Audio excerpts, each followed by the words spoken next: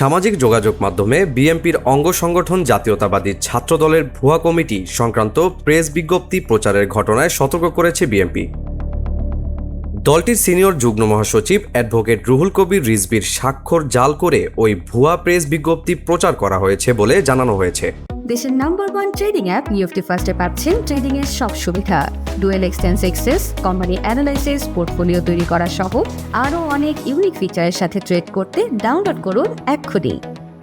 শনিবার এক প্রেস বিজ্ঞপ্তিতে রুহুল কবির রিজভী জানান, শুক্রবার কোনো স্বার্থান্বেষী কুচক্রী মহল তার স্বাক্ষর জাল করে সামাজিক যোগাযোগ মাধ্যমে ফেসবুকে একটি প্রেস বিজ্ঞপ্তি পোস্ট করেছে।